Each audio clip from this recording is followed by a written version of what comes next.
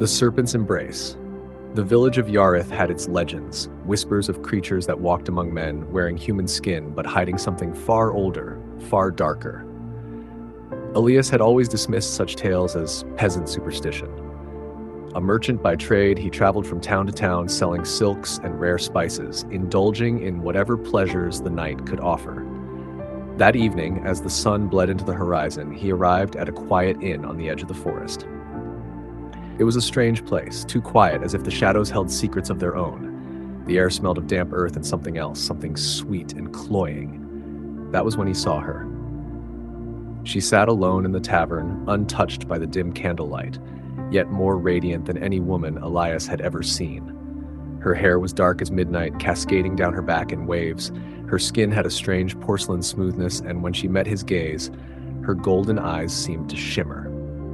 Elias, ever confident, approached her with a roguish grin. "You're not from around here," he said, sliding into the seat across from her. "Neither are you," she replied, her voice low, velvety. The hint of an accent curled around her words, something foreign, ancient. She did not smile, yet there was something in her expression that pulled him in. A silent promise, a challenge.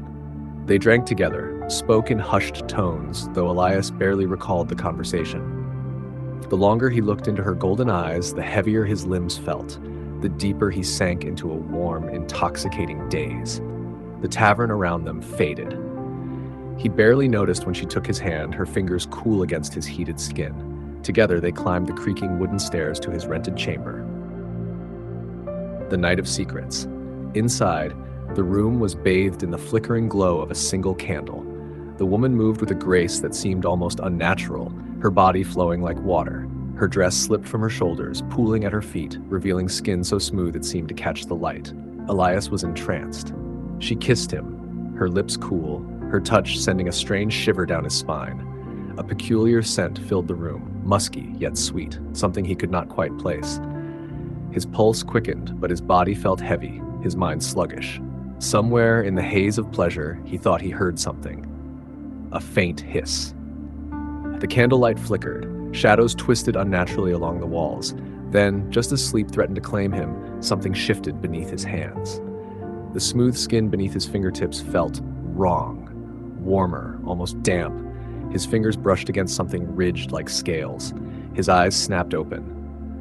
The woman lay beside him, but she was no longer the woman he had embraced. Her body was changing, stretching, her limbs elongated, her skin darkening, glistening. Horror clawed at Elias's chest as he watched in frozen terror. Her legs fused together, shifting into a long, sinuous tail that coiled around the bed. Her golden eyes glowed in the dim candlelight, no longer human but slitted like a serpent's. Elias tried to move, but his body felt sluggish, his muscles refusing to obey. The wine, he realized. She drugged me. A slow smile spread across her lips, revealing teeth that were far too sharp. "You should have listened to the old tales," she whispered. Her voice still as smooth as silk, but now carrying a dangerous edge. Her forked tongue flicked out, tasting the air between them. Elias tried to scream, but his breath caught in his throat as she moved, her serpentine body tightening around him. The last thing he saw was the glint of her fangs descending toward his neck. The legend continues.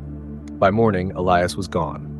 The bed was empty, save for a few scattered silk threads and a faint imprint on the damp sheets. The villagers whispered of his fate, but no one dared speak too loudly. Deep in the forest, where the trees grew twisted and ancient, a golden-eyed woman waited. Her beauty was unchanged, her smile inviting. She would wait for the next traveler, the next foolish man who thought himself above old legends. And when he came, she would embrace him, just as she had all the others.